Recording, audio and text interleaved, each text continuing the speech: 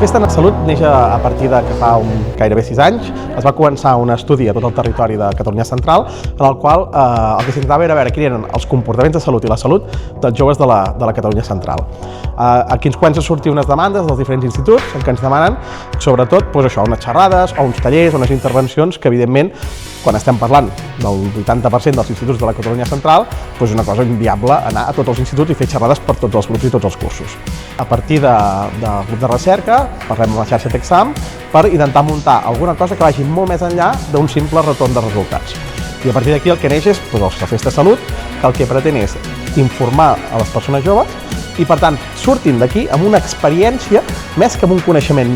molt més bo o molt més dolent o un canvi de comportament, amb una experiència que la puguin recordar i que els doni eines per saber on han d'anar a tocar la porta si tenen o es troben algun dia amb una necessitat de consultar o de fer algun acte de preventiu de salut.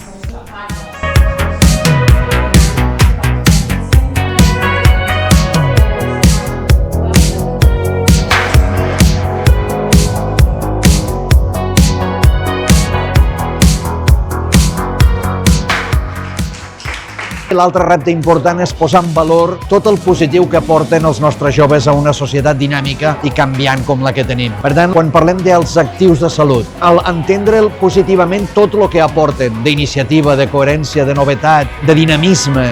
d'innovació, tot això és molt rellevant i també pensar la festa amb ells, amb elles, no?